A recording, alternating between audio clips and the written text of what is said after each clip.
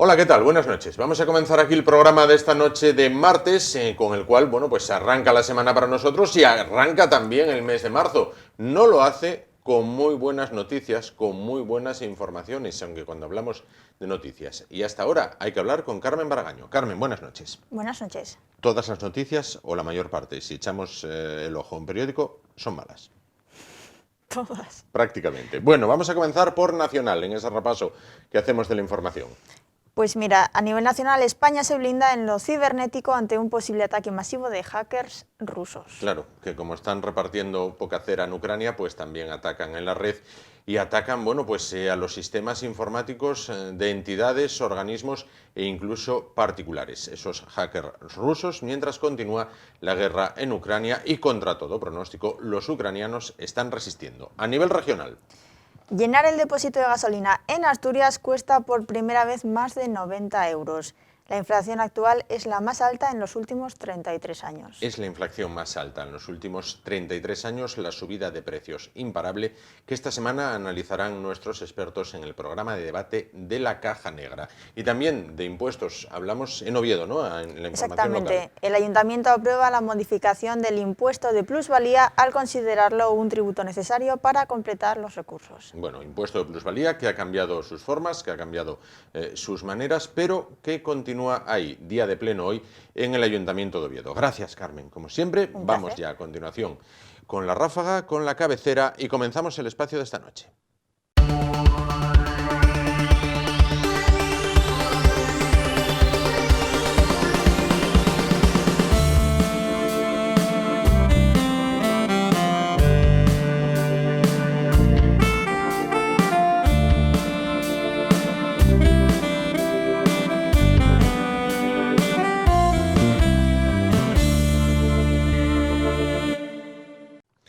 Bueno, pues comenzamos el espacio de esta noche, bueno, pues ampliando un poquito una de las informaciones que veíamos al inicio del mismo. Bueno, se trata de la subida de precios, se trata de esa inflación, no sé si calificarla de galopante. Bueno, y que ha alcanzado pues su cota máxima de los últimos 33 años, desde los 80, no se veía una subida de precios tan espectacular. Bueno, para hablar de la misma, para analizar estos y otros asuntos, está esta noche con nosotros, y agradecemos su presencia, el decano del Colegio de Economistas de Asturias, él es Abel Fernández. ¿Qué tal? Buenas noches. Buenas noches. Bueno, pues decíamos, situación récord, malamente, 33 años, con una inflación que en febrero alcanza el 7,4%. ¿Esto a qué se debe? ¿O cómo llegamos hasta ahí? Bueno, Esto no sé si es como cuando en una casa hay un chiquillo que de repente llega con todas sus pensas y dices, ¿qué pasó aquí? no. Ya veníamos ya de un periodo realmente alto en el tema inflacionista. Sí. Terminamos en diciembre con 6,5. Se bajaron unas décimas en el mes de enero. Las previsiones es que febrero-marzo se iban a incrementar. Posiblemente no en el porcentaje al que está, el 7,4, un poco menos, pero evidentemente era previsible que llegáramos a estos tipos. El tema de las materias primas, el tema de la energía, evidentemente tiene una parte fundamental en que esto se produzca. Y realmente las previsiones que se hacían, bueno, estaban un poco en torno a estos porcentajes un poco inferiores, pero evidentemente nos vamos a mover en el 2022 pues en torno incluso con 2 dígitos. Con 2 dígitos. Sí, incluso con un 10 puede ser. Claro. Hoy escuchamos unas declaraciones de la ministra que decía, es que los rusos han invadido Ucrania. Llevamos 5 días de invasión. ¿Se llega al 7,4 por 5 días de invasión? No. ¿O esto es enmascarar un poco el tema? No, es enmascarar un poco. No es consecuencia. Hombre, evidentemente, ¿qué va a suceder? Va a empeorar. Las cifras se van a empeorar. ¿Por qué? Porque evidentemente nos va a hacer mucho daño, muchísimo daño. ¿Por qué? Porque son dos países precisamente muy próximos, con los cuales tenemos bastantes relaciones comerciales, y como consecuencia de ello, pues bueno, el tema energético, hay que reconocer que Rusia es el segundo país exportador de gas. El primero creo recordar, en producción. En materia de petróleo, pues es el tercero en exportación, el segundo en exportación. Quiero decir que realmente tiene mucha incidencia y somos muy demandantes hombre, quizás España un poco menos que el resto de los países de la Unión Europea, Alemania, Italia, etcétera, pero nosotros, bueno, también nos hace bastante daño el hecho de que hay este conflicto, evidentemente, claro que nos perjudica bastante. Y para frenar este caballo desbocado de la inflación, ¿hay receta? Hombre, sí. Lo que pasa es que no sé si realmente sería interesante aplicarla. Vamos a ver. Cuando la inflación se puede desmadrar, pues evidentemente los bancos centrales tienen que tomar medidas monetarias, fiscales.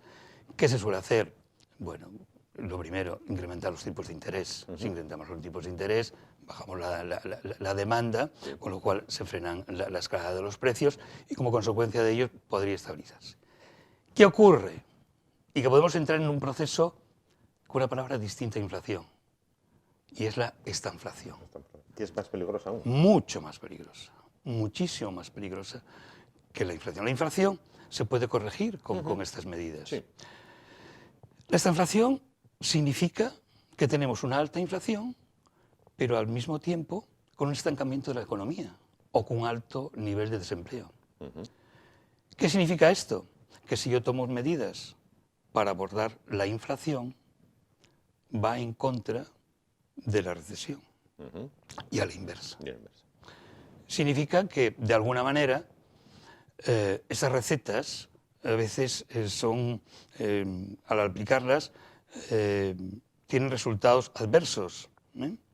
Esto significa como, vamos a ver, un ejemplo, no sé, el médico que trata una enfermedad a un paciente, le da un medicamento, ese medicamento le va muy bien para esa enfermedad, pero ojo que puede tener efectos adversos o contradictorios o que no sean los deseables en otras partes de su organismo. Bueno, pues aquí pasa un poco lo mismo. Es decir, habría que tener mucho cuidado con las recetas que se estén aplicando. Por eso, no aplicar así, si tenemos una inflación alta, aplicar para reducirlo, cuidado porque podemos aumentar esa recesión económica que podemos tener. Claro, en la anterior crisis, porque aquí vamos de crisis en crisis, en la de 2007 se dijo, bueno, es que no hay dinero, desapareció el dinero. En esta dinero hay. Entonces, ¿dónde está el problema? Bueno, fundamentalmente aquí viene por la inflación, fundamentalmente el problema gordo que estamos teniendo aquí, es debido a dos circunstancias. Una, como consecuencia de una mayor demanda a la salida de la pandemia, porque el año 20 fue un año de recesión, el año 21 con el tema de las vacunas, etcétera, hubo una expectativa económica, se mejoraron las condiciones, mayor demanda, con la cual oferta-demanda, no existe suficiente oferta, se incrementan precios. Pero también nos acompañó también una inflación como consecuencia del incremento de costes, costes de materias primas, que eso también hizo dispararse los precios, con lo cual ahí coincidieron esas dos cuestiones, mayor demanda sobre la oferta y un mayor encarecimiento de las materias primas. Cuando hablamos de los precios de la energía en un país completamente dependiente, como es España, en este caso, donde no tenemos pozos petrolíferos, el gas también hay que traerlo, cuando todo lo volcamos a lo verde, a lo renovable, ¿nos pasamos de frenada? Sí. Sí. Sí. ¿Nos estamos pasando de frenada? Yo creo que sí. Realmente todos apostamos por energías renovables, fotovoltaicas, en fin, todos cuidando el medio ambiente. Bueno. ¿Qué ocurre? Pues que parece que no estábamos lo suficientemente preparados. ¿Por qué? Porque nosotros somos dependientes, energéticamente somos dependientes. Luego, de alguna manera, teníamos que tener cubierto, al menos tener establecido una serie de datos que realmente no están muy bien calculados, evidentemente. Sí. El hecho de que en un periodo tan corto de tiempo se hubiera que eliminar todas las térmicas, etcétera, pues estamos viendo ahora las consecuencias. No queremos energía nuclear, no queremos las térmicas, evidentemente estamos de una manera incipiente para lo que necesitamos con las energías renovables y las consecuencias las tenemos claramente. Claro. ¿Renunciar a un nuclear es un fallo? Bueno, la Unión Europea se está planteando si lo consideran energía Verde. Claro, paradójico, por algo, ¿eh? Paradójico. ¿Quién los vio y quién los ve, con lo maligno que era todo y ahora de repente por decreto pasa a ser verde? Efectivamente. Claro. Bueno, decía usted en una entrevista que leía mientras preparaba esta, nuestro país necesita una reforma fiscal, no meros retoques al sistema tributario actual. ¿Qué necesita España? Entre otras muchas cosas. Entre otras muchas cosas. Una reforma fiscal considero que es muy necesaria. De hecho, se está planteando, se dará a conocer un día de estos ya, próximamente, el informe de los expertos a los que fue encargado este estudio, un estudio sobre todo lo que puede afectar al cambio en este sistema tributario, ¿no? Llevamos muchos años haciendo pequeños cambios, pequeñas reformas, pero se ve que bueno, pues la sociedad avanza, en fin, quiero decir, la Ley General Tributaria en su día pues estuvo muy bien, pero siempre hay que adelantarse un poco los tiempos, ¿no? El comercio, las actividades productivas no son lo mismo ahora que hace 20, 30 años y, lógicamente, debemos de actualizar, ¿no? Y debemos hacer también un sistema, evidentemente, bueno, no sé si hablar de justicia tributaria es lo más correcto, pero al menos sí trabajar sobre el tema, lo que puede ser pues la elusión fiscal o el tema de la economía no declarada, sumergida, etcétera, etcétera, que de alguna manera hay que hacer una lucha contra todo esto y al mismo tiempo modificar algunas de las figuras tributarias que tenemos, ¿no? Modificar, pues no sé, ver el tema del impuesto sobre patrimonio, el impuesto sobre sucesiones, qué pasa con las distintas competencias en las comunidades autónomas sobre ciertos aspectos cedidos de estos tributos, donde hay unas guerras fiscales, evitar todo esto. Quiero decir, es muy conveniente hacer un estudio profundo de todo el sistema. Claro. En España está la paradoja con el impuesto de sucesiones, por ejemplo, ¿no? En Madrid prácticamente no existe, en Asturias es inamovible. Esto hace que haya una fuga de capitales. Deslocalización, evidentemente. Efectivamente. ¿Es sostenible un país con 17 reinos taifas, cada uno aplicando lo suyo? De momento sí, pero no es lo mejor. Evidentemente hay que hacer un estudio detenido y en profundidad. Y a veces yo hablo un poco de batallitas entre comunidades autónomas, ¿no? Yo me llevo a esto. Sí. Yo considero que esto es más un tema más general y un análisis más en profundidad y sobre todo dar sobre todo, pues no sé, oír sobre todo a los expertos que realmente serían los que tendrían que tener un poco más la voz en este sentido. En este aspecto. Y ser escuchados, sí. Bueno, estamos en tiempos de recuperación de la pandemia. ¿Cómo afronta España, Asturias, esa recuperación? Asturias en lo particular, ¿cómo debería de afrontarla? Bueno, Asturias, yo siempre digo que soy un poco moderadamente optimista, porque realmente hasta ahora los datos que teníamos, pues bueno, no eran todo malos. En el último estudio que hizo el Consejo General de Economistas, hablando sobre la competitividad de las distintas comunidades autónomas, bueno, pues subimos un peldaño del año pasado para este año, con lo cual, bueno, significa que parece que podemos ir medianamente bien, pero Asturias necesita bastantes cambios. Nosotros tenemos potencial, porque tenemos potencial en jóvenes muy bien formados, en experiencias, sobre todo en el ámbito industrial, pero necesitamos algo más. Asturias necesita algo más. Asturias, a nivel nacional, aportamos muy poco y recibimos bastante. Hay que ser realistas. Sí.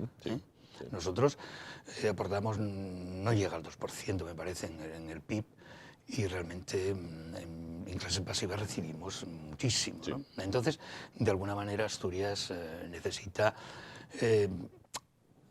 en cuanto a cómo está diseñada nuestra economía, vemos que, por ejemplo, cada vez es mayor el peso del sector servicios. Sí. Y el sector industrial, que siempre fue realmente importante, pues vemos que no llegamos al 20, estamos en el 18, el 16. Sería importante dar un paso más y tener mayor peso dentro del total, ¿no? Pero bueno, poco a poco. Soy optimista también respecto a los recursos que van a entrar de la Unión Europea con los, Ahí con- quería ir. con- Vamos a ver, con los fondos. ¿esos fondos europeos son la tabla de salvación? Pueden ser. En realidad, vamos a ver, estos fondos europeos no están destinados exclusivamente para paliar los efectos de la COVID-19, Sí. que en partes también lo parte son, también, también sí, lo son, sí. sino es para cambiar un poco el modelo productivo. Entonces, de alguna manera, lo que significa es que, bueno, el sistema que veníamos teniendo en la actualidad hay que cambiarlo, ¿no? Y ponerse en el disparadero, ¿no? Es decir, y ser más competitivos, más productivos, cosa que nos cuesta trabajo. Bueno, pues precisamente esos fondos hay que canalizarlos para producir realmente ese cambio que necesita la comunidad autónoma, España en general, pero Asturias en particular. Pero ese cambio no se hace en 2 días. No. Eso va a largo plazo. A largo plazo, evidentemente. ¿Y hay paciencia para hacer ese cambio o vivimos más al día? Y se destinarían los fondos a tapar. Sí, bueno, efectivamente. Yo veo que ahora pues, se hacen ciertos contratos, no sé qué, para tapar. Es decir, no, son con fondos europeos. Bueno, bien. Tuvimos la mala experiencia de haber recibido muchos fondos europeos, por ejemplo, con el tema de la reconversión de la minería, Sí, etcétera, etcétera. fondos. Yo creo que, bueno, no quisiera ser duro con la expresión, pero realmente no estuvimos a la altura. Realmente no supimos gestionar bien eso. Espero que esta vez no pase lo mismo. Y lo que siempre digo también, que es muy, muy necesario que la administración pública y las empresas vayan de la mano. Vayan de la mano, es fundamental. ¿Qué enseñanzas nos deja la pandemia en lo económico? Porque fue un cambio total. Nunca se había visto, o hacía un siglo que no se había visto nada así. Claro, impredecible además, porque fue consecuencia de una enfermedad y demás, con lo cual no es consecuencia de unas malas decisiones pues, empresariales, no es como pues no sé, la crisis en el 2007, el 2004, Sí. vamos, el 2007, mejor dicho. Entonces, esto es consecuencia pues, de una enfermedad. ¿Qué quedó en evidencia? Pues a veces que tenemos que ser cautos, a veces con nuestra manera de entender el funcionamiento de la empresa. El tema de la financiación es también muy importante. ¿Por qué? Porque las empresas que realmente se encontraron en esta situación y tenían un músculo financiero importante, lo soportaron mucho mejor. Sí. Las que realmente estaban en el límite con un endeudamiento, ¿por qué? Porque realmente el precio del dinero era barato, con lo cual hizo que las empresas acudieran, pues lo pasaron mucho peor por consecuencia de que financieramente iban a tener graves problemas. Y luego, dependiendo también del sector en el que se movieran, pues también, ¿no? Claro, el sector del comercio y turismo, realmente, o la hostelería fueron realmente los más perjudicados. Golpeados, sí, sí. Claro, y luego otros, bueno, pues ciertos sectores industriales que, bueno, más o menos fueron dando en cierta medida mejor la situación. Claro. Bueno, vamos a hablar un poquito del colegio, del colegio que preside. ¿Qué foto fija nos deja? ¿Qué actualidad tenemos en el colegio? Bueno, el Colegio de Economistas, estamos precisamente en estos precisos momentos en un tema de fusión con el Colegio de Títulos Mercantiles. En mayo del año pasado se aprobó la ley por parte del Principado de Asturias de la fusión de las dos entidades, con lo cual va a nacer un nuevo colegio con mayor vigor, con mayor fuerza, porque vamos a ser... bueno, el Colegio de Economistas actualmente somos colegiados unos 1.850 aproximadamente, y que está muy bien porque es un colegio que no es obligatorio la colegiación, con lo cual es importante, es un número importante. Y el Colegio de Títulos Mercantiles, hombre, tiene un número más reducido, en torno a 350, 400, ¿no? Con lo cual vamos a ser 2.100, 2.200, y bueno, es un número ya importante de profesionales. Un colegio que yo... lo baso fundamentalmente bajo 3 pilares. Uno que es el tema de la deontología, es decir, cuidamos que nuestros profesionales estén al servicio de la sociedad y como tal vamos a ser muy cautelosos en que efectivamente se haga y se preste ese servicio a toda la sociedad de la manera más profesional. Luego, por otra parte, tenemos la cuestión de un colegio bastante abierto en el sentido de la participación de los colegiados en distintas actividades. Y por último, y muy destacable también, es el tema de la formación. Nuestro colegio, el área formativa, de hecho tenemos un área destinada a la formación, que es el Centro de Desarrollo Directivo, y a través de ese área, pues que llevamos ya bastantes años impartiendo cursos, jornadas, 2 másteres, el de fiscal y tema de auditoría. Y además tenemos convenios, impartimos formación a unos 27 colegios a nivel nacional y tenemos convenios también con el propio Consejo General de Economistas. Cuando yo era chaval estaba muy de moda estudiar o económicas o empresariales.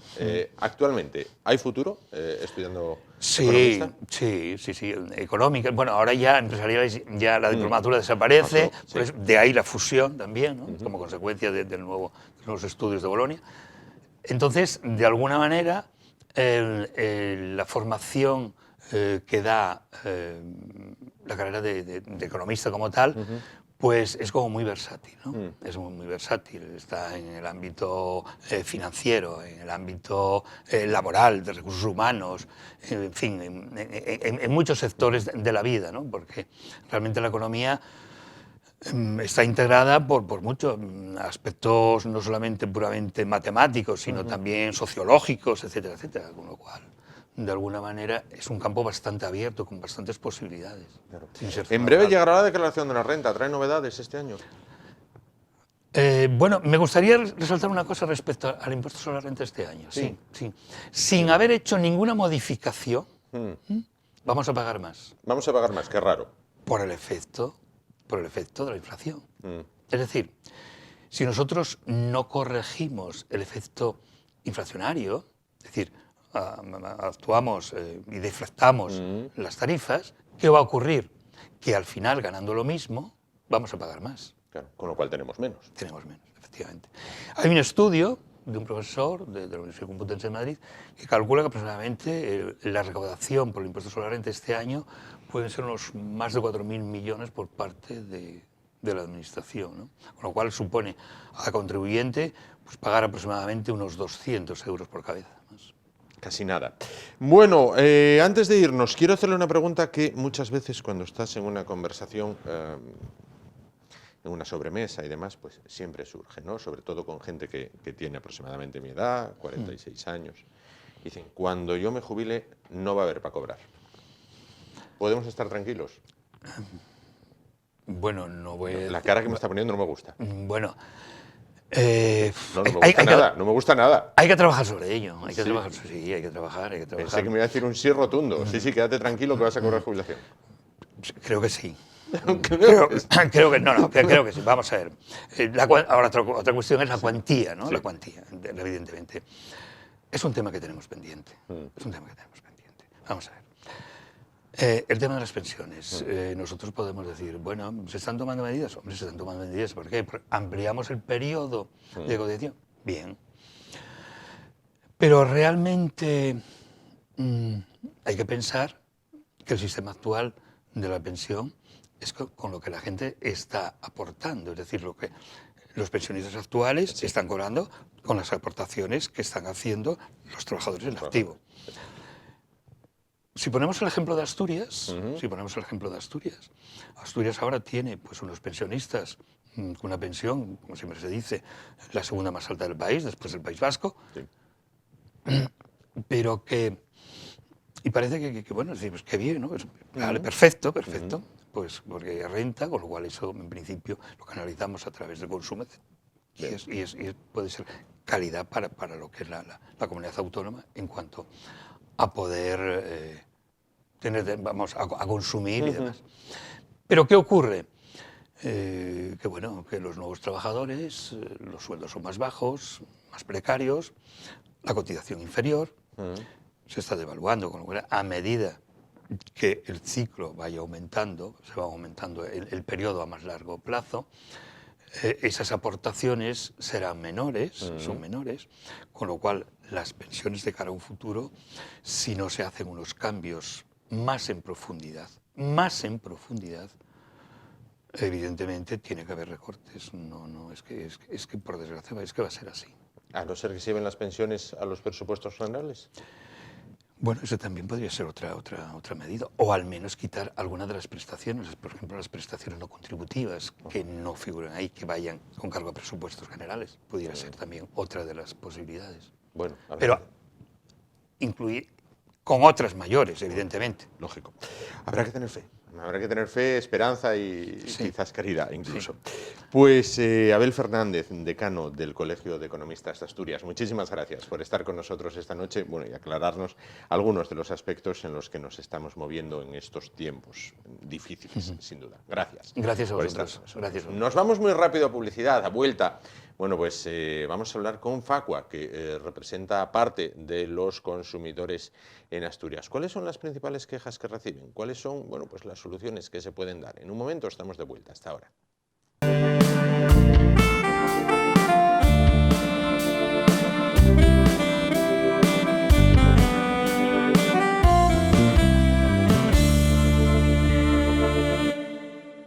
Bueno, vamos a continuar el espacio esta noche, vamos a cambiar de asunto, vamos a hablar a continuación, bueno, pues de temas que yo creo que prácticamente nos preocupan a todos, ¿no? En estos tiempos de incertidumbre para el consumo, incertidumbre tanto interna como externa, porque solamente hay que echar un vistazo al mundo para ver cómo está, que prácticamente no está para ver, bueno, pues todo se resiente. La vida son una serie de ruedas dentadas, de engranajes, en las cuales cuando uno falla, pues no son compartimentos estancos, todo va unido lo uno a lo otro y cuando una pieza falla, todo el aparato se resiente. Vamos a hablar a continuación con Juan Carlos Sánchez. ¿Qué tal? Buenas noches. Buenas noches. Él es presidente de Facua. Facua Asturias. De Facua Asturias, efectivamente. Bueno, pues vamos a ver, tiempos de mucha incertidumbre para el consumo. Sí, como llevamos unos cuantos años ya así, yo creo que el consumo en España está muy duro para los consumidores. Desgraciadamente, la subida del IPC continuo, parece que no tiene fin de parar de subir, la subida de los combustibles, la subida del gasoil, la subida del gas, la subida de la luz. No sé cómo podemos aguantar tanto tiempo así. No hay una movilización seria de los consumidores para poder poner un poco de tope, Sí. dar un aviso, ¿no? O algo de que estamos seriamente castigados con tanta subida, tanta subida. Claro. Yo creo que deberíamos de ponernos un poco todos en plan de parar un poco esto. Al fin y al cabo somos nosotros los perjudicados, Claro. al fin y al cabo. Y no hemos tocado, iba a decir fondo, no hemos tocado techo, porque la situación internacional tampoco ayuda a todo esto, o al menos es lo que se nos está diciendo, ¿no? Bueno, pues con lo que pasa bastante lejos de nuestras fronteras, que todo aguas abajo va a repercutir. Bueno, claro, naturalmente. Más con el problema que hay ahora de esta guerra entre Rusia, la Unión Europea, Estados Unidos, va a incrementar los precios mucho porque somos dependientes de gas, somos dependientes de petróleo, o sea que somos dependientes de la energía, al fin y al cabo. Entonces, como todo lo importamos y tenemos que comprarlo casi todo fuera, pues esto va a repercutir mucho más en la subida y más en el IPC, porque va a volver a subir, eso por supuesto, no se va a quedar ahí. Pero bueno, a ver cómo templamos un poco la cuestión y ayudamos a los consumidores a poder seguir adelante.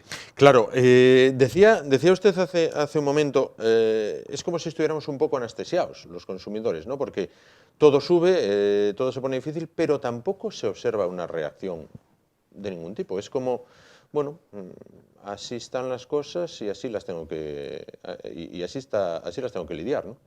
Bueno, eso parece. Yo creo que la gente está empezando a moverse. Desde Facua notamos que hay más movimiento, hay más denuncias, porque desde Facua es lo que pretendemos ayudar a los socios de pleno derecho. Sí. Y a los socios que se inscriben pero no son de pleno derecho, que no pagan. Intentamos ayudar un poco a los consumidores en general, Correcto. guiarles. Pero bueno, yo creo que hay un poquitín ya de movilización. La gente empieza a darse cuenta de que no podemos estar siempre así y que esto tiene que tener un fin, porque el gobierno lo que está es para ayudar a los consumidores, para ayudar a la gente en general, pero al consumo en particular también, porque los consumidores somos los que al fin y al cabo mantenemos el Producto Interior Bruto de España. Yo creo que empiezan a movilizarse poco a poco, claro, porque llevamos muchos años parados y la gente en España tiende a no ser, a reclamar tanto como debiera. Ese es el kit de la cuestión. Hay que reclamar y hay que buscar algún pasillo por donde entrar a reclamar y no avergonzarse de reclamar, claro, sino que estar siempre al pie del cañón, que es lo que tenemos que hacer los consumidores. Claro. Y cuando hace años, con un incremento de precios en la luz, bueno, pues conocimos multitud de casos, un incremento menor de precios en la luz, conocimos multitud de casos de personas que prácticamente se morían de frío, de personas que no tenían para cocinar. Aquella gente o murió o ya no protesta. Era un gobierno de signo contrario al que hay ahora también, ¿eh? Bueno, esta es una cuestión más a tratar por otra gente que por mí. Correcto, no es era por poner la paradoja de ahora no se protesta, antes sí. Sí, antes se protestaba, hay unos años que ahí se paró la protesta, pero yo creo que la gente vuelve, la juventud está tomando cartas en el asunto, ya se implica un poco más, empiezan a buscar, que es una referencia, buscar sitios donde poder darse de alta, porque no todo es quedarse en la compañía que tienes porque estás a gusto, ¿no? Sí. Hay que buscar compañías que te bajen el precio, que te puedan bajar un poco el precio. Hay que buscar, y hay buscadores por ahí. No quedarse siempre donde estás contento, ¿no? Hay que buscar y buscar y comparar, para poder comparar, palabra, ¿no? Exactamente. De las quejas, reclamaciones que les van a presentar, ¿cuáles en este momento son las que se llevan el mayor número, que se llevan la palma?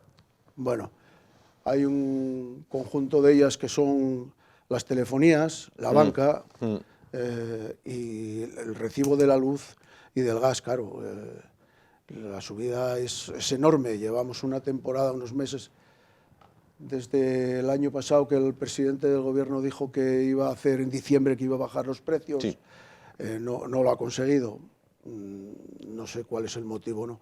Estamos en febrero acabando y los precios siguen exorbitados. Pero bueno, tengamos un poco de esperanza, ¿no? Habrá. El tema de la banca. Vamos a ver, últimamente está habiendo muchas quejas, incluso por personas de la tercera edad, que dicen, vamos a ver, el dinero que hay ahí es mío, el dinero que hay en el banco es mío, soy bueno, pues, usuario de este banco, cliente de este banco, y el banco me trata fatal. Quiero decir, el recibo solamente se paga los jueves hasta las 10 de la mañana, si usted no sabe utilizar el cajero, mala suerte, y si no sabe manejar la app del móvil, mire a ver si tiene un nieto que le eche una mano, porque nosotros no estamos aquí para esto. ¿Esto se ha vuelto muy loco? Parece ser que sí. Las nuevas tecnologías se están empujando fuerte y hay que adherirse a ellas para no quedarse atrás, eso es evidente. Estamos como dominados por ellas en cierto modo. Y eso los bancos lo aprovechan y están haciendo reestructuración porque los bancos son empresas y la empresa lo que quiere es ganar dinero. Y si no ganan dinero, pues dicen que no funciona. Yo creo que ahora con esta nueva queja que hubo de un jubilado, que yo no soy tonto, no me valgo pero las tecnologías, pero yo quiero que mi banco me ayude. Yo creo que lo van a conseguir, porque es bien para todos. Después hay otro problema que es, al hacer reestructuración están dejando los pueblos vacíos de sucursales y eso también no se ve, no está bien, ¿no? Ahí había que tomar cartas en el asunto. No sé, el gobierno del Principado, la última, Somiedo, se queda sin su sucursal y tienen que viajar ahora pues 27 o 30 kilómetros para ir a la sucursal. Es todo un convenio que los bancos ya sabemos cómo trabajan, quieren nada más que ganancia, ganancia, ganancia, y tú tienes tu dinero, pero es como si no fuera tuyo. Ellos lo dominan como quieren, en una palabra, no se dan cara al público, que es lo que los mantiene, Claro. a los usuarios. Vamos, yo lo veo así, algo hay que hacer entre todos para obligar a los bancos a que atiendan bien a la gente, pero no sé el qué. Claro. Yo no tengo la varita mágica, ¿no? Sí, para hacer eso. ¿Han mantenido ustedes, bueno, pues, digamos, acciones transversales, tienen que ver reclamaciones a academias, reclamaciones que tienen que ver con el entorno del Hospital de Arriondas, es decir, es una organización transversal, digamos así, toca varios aspectos. ¿En qué están empeñados ahora más en Facua?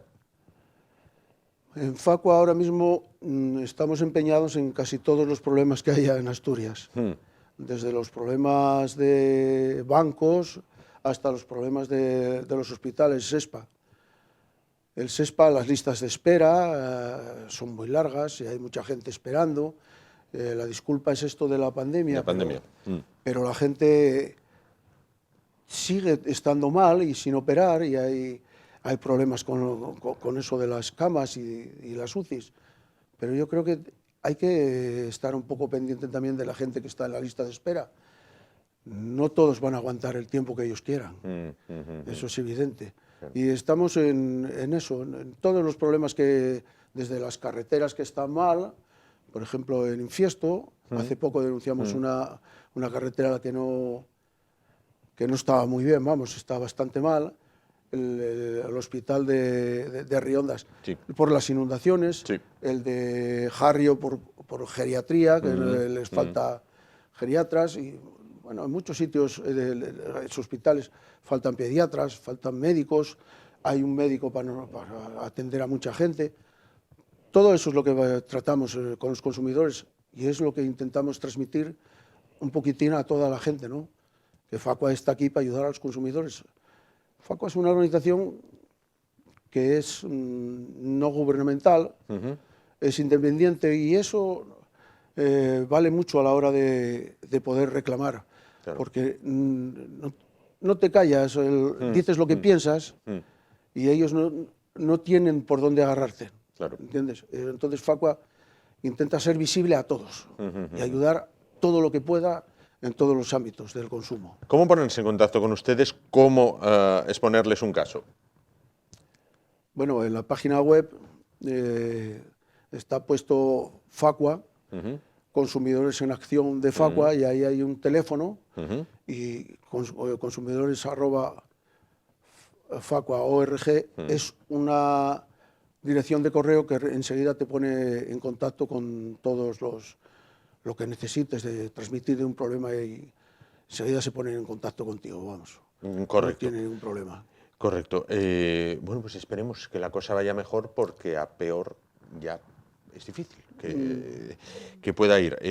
Recuerden, es esa dirección de correo electrónico, consumidores@facua.org. Juan Carlos Sánchez. Consumidores en Acción. Consumidores en Acción, perdón. Consumidores en Acción @facua.org. Juan Carlos Sánchez, presidente de Facua en Asturias, muchísimas gracias por estar con nosotros esta noche y por mostrarnos que hay una ventana o una puerta a la cual acudir cuando una persona considere que como consumidor se están vulnerando sus derechos. Muchas gracias. Muchísimas gracias. Nos vamos rápido a los anuncios, a la publicidad, a la vuelta. En tan solo unos minutos estamos aquí y continuamos el espacio esta noche. Hasta ahora.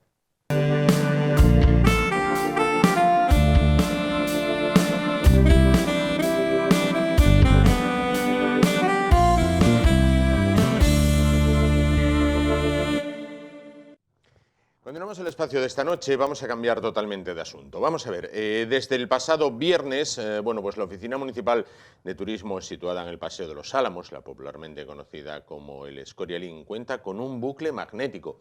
Bueno, ¿qué es eso del bucle magnético? Porque el nombre puede estar, bueno, puede llamar a volar la imaginación y estar sujeto a numerosísimas interpretaciones. Vamos a conocerlo un poquito más de cerca y vamos a unirlo con esa información, con esa entrevista que teníamos la pasada semana mañana cuando una docente, bueno, pues nos comentaba que con el tema de las mascarillas, el aprendizaje de muchos pequeños en edad escolar que han tenido que estar, lógicamente, con las mascarillas dentro de las aulas, pues se ha resentido mucho, ya que no podían ni leer los labios de la profesora y que tenían problemas de aprendizaje, problemas de lenguaje. Bueno, vamos a ir por partes. Para hablar de este asunto se encuentran esta noche con nosotros Teresa Pastor, ella es presidenta de APADA. ¿Qué tal? Buenas noches. Buenas noches. Y junto a ella, Irene González, que es la responsable del programa de familias. ¿Qué tal? Buenas noches.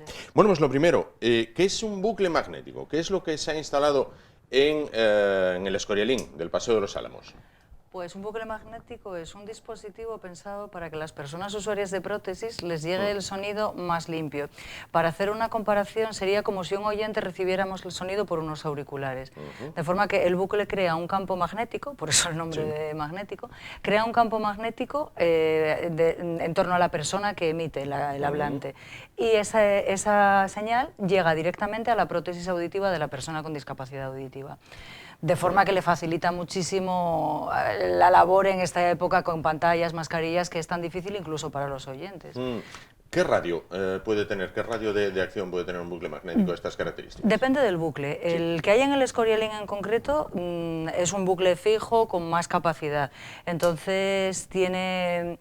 la diferencia sería más bien la calidad del sonido, más que el radio. El radio está pensado cuando se ponen en un mostrador para unos 2-3 metros, porque lo que pretendemos es que facilite la comunicación entre dos personas, no de toda la gente que está afuera. Incluso si el radio fuera muy grande podríamos estar percibiendo conversaciones privadas de otras personas. Lógico. Entonces, la diferencia sería más bien la calidad del sonido. Luego existen otro tipo de bucles que se perimetran auditorios o salas de conferencias, que el radio sería muchísimo mayor. Lo que determina el radio es cuánto se cablea. Se perimetra un espacio mayor o menor, pero en un caso como el Escorialín, pues se perimetra un espacio pequeñito para mantener la privacidad de la conversación, claro. Claro. Teresa, pequeñas cosas, bueno, a priori, pero que hacen la vida un poquito más fácil, aunque pudiera parecer que es una cosa, bueno, pues muy simple, pero no, ¿no? Muchas veces tendríamos que ponernos en la piel de un sordo para conocer lo que son las barreras acústicas. Es difícil darnos cuenta de ese problema si no lo convives con él o estás cerca de él. La contaminación acústica nos está afectando a todos y especialmente ahora con el tema de la pandemia ha sido muy difícil para las personas con déficit auditivo comunicarse y funcionar. La lectura labial siempre fue un apoyo muy importante en la comunicación, tú lo comentabas antes, que si para la labor docente ha sido una barrera la falta de lectura labial porque dificulta la pronunciación, la mascarilla es un obstáculo en el sonido, pues más para una persona que ya tiene una dificultad añadida.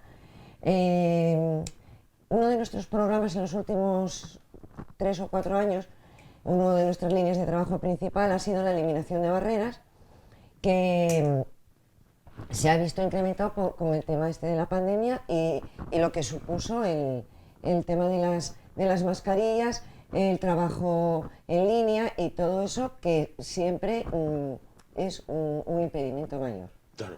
Irene, nos decía Teresa, impedimento mayor el que bueno, mostró o trajo la pandemia por el tema de las mascarillas con esa lectura labial. Pero de todo se aprende. ¿Qué enseñanzas o qué avances nos deja en el campo de ustedes todo el tema de la pandemia? Recursos que a lo mejor decías, bueno, esto a priori no lo contemplaba utilizar, lo empecé a utilizar como medida de emergencia y parece que funciona.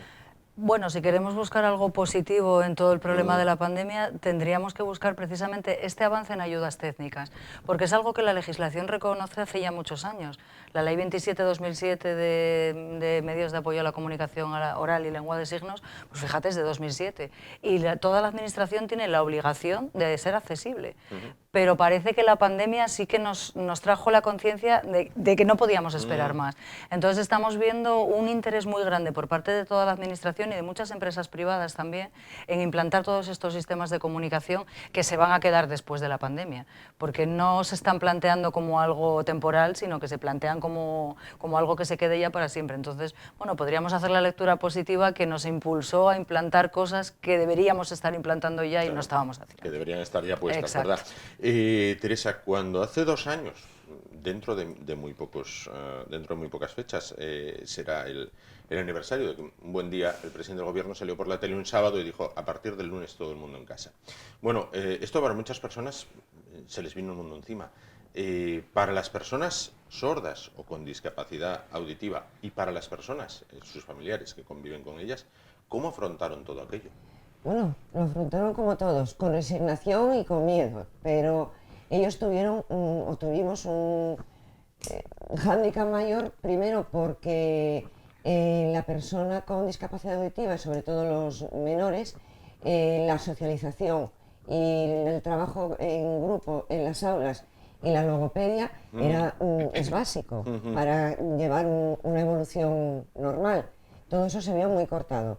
Y lo que comentábamos antes también, que aparte de las mascarillas, el trabajo en línea, pues, o las clases online y todo esto, pues no es lo mismo para una persona con una audición normal que para una persona que tiene una discapacidad.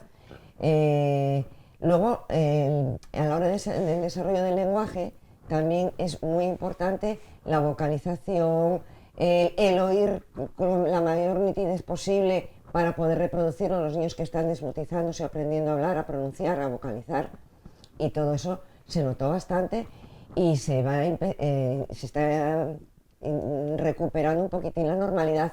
Todavía no al 100%, pero sí que se notó y pegó un frenazo en su crecimiento y en su evolución. Claro. Las logopedas, los profesores lo reconocen y también no solo con los nuestros, o sea, con los niños de nuestra cualidad, sino que también muchos niños preescolares, Sí. los niños inmigrantes que llegan aquí. Los primeros años son muy importantes en la integración y en la comprensión del lenguaje. También se notó ahí una regresión y un frenazo fuerte. Claro. Irene, ahora hay que mirar para adelante. El virus todavía está ahí, pero bueno, parece que se bate en retirada. Incluso, bueno, pues ya se baraja hasta quitar las mascarillas en interiores. Bueno, ¿cómo afrontan esa vuelta a la normalidad, esa vuelta, bueno, pues a que todo sea como antes? Bueno, con ilusión sin duda, pero también con la esperanza de lo que decía antes, que se vayan quedando cosas, porque al hilo de lo que decía Teresa, los niños tuvieron una afectación muy grande en su socialización y en su desarrollo, pero luego todo ese colectivo de personas sordas mayores, que algunas incluso viven solas y son totalmente autónomas, pues nos transmitían su queja de no recibir los mensajes igual que nosotros. Nosotros teníamos todos los días o muy a menudo un mensaje del presidente del gobierno, pero ese mensaje no estaba subtitulado. Y a veces tenía el cuadradito de un intérprete de lengua de signos, pero hay muchas personas sordas que no conocen ni utilizan la lengua de signos. Y no se subtitulaba. Si poníamos un subtitulado automático, pues el subtitulado Es de aquella manera. sí, te puede sorprender de lo que subtitula automáticamente. Entonces, poco a poco vamos intentando que se vayan subtitulando también las cosas y entonces pues la gente lo ve con la ilusión de decir, bueno, que todo lo malo que trajo la pandemia se vaya, pero que lo bueno se quede. Entonces que esta sensibilidad por subtitular, por los bucles, todo esto que se quede y que las mejoras queden, bueno, pues que las tengamos para el futuro. Entonces se ve con cierta ilusión, la verdad. Esperemos que se mantenga. Esperemos que así sea. Teresa, vamos a acabar como empezábamos. El bucle del Escorialín ya está. ¿Hay más previstos en la ciudad? El ayuntamiento y alguna consejería tenemos ya puestos bucles, la unidad de hipoacusia. En este caso del ayuntamiento fue una donación de la asociación, pero nos consta que entidades públicas y privadas quieren ponerlo para facilitar las gestiones que se tengan que realizar. Están en el auditorio. El auditorio los tiene, sí, servicios públicos cada vez más. Ahora mismo esta semana estamos haciendo visitas de formación a los profesionales de los servicios de atención ciudadana, los registros. Sí, sí. Porque se les están poniendo bucles y luego en sitios privados pues nosotros lo pusimos en la catedral porque el turismo a veces es el gran olvidado de las personas con discapacidad y siempre les queremos dar el acceso a todo lo burocrático, pero también tienen derecho a disfrutar del ocio, ¿no? Entonces en Oviedo se puso en la catedral porque es el monumento más visitado de Oviedo, no por nada. Y estamos dentro de un proyecto que tenemos con la consejería, una financiación, seguimos poco a poco implantando bucles en diferentes sitios. Unos a través de esta subvención y otros a través de la propia iniciativa de la Administración. Pero el caso es que crecen. El caso es que crezca. De ese modo quería finalizar. Pues muchísimas gracias a las dos. Teresa Pastor, presidenta de APADA, Irene González, responsable del programa de familias. Que se vuelva a la normalidad lo antes posible, bueno, y que se recupere para todos. Que, como bien decía, o como decía el Gobierno en uno de sus eslóganes, que nadie se quede atrás, Exacto. en este caso, ¿no? Bueno, pues que no se queden atrás, en este caso, las personas con un problema de audición. Gracias a las dos por Muchas estar gracias. con nosotros esta noche. Y nosotros llegamos así al final del programa de hoy. Nos vamos. Volvemos mañana. Será a partir de las 10 de la noche, como siempre, en el 10 de Asturias Televisión, en Telecable. Hasta entonces, gracias por su atención. Ánimo y adelante.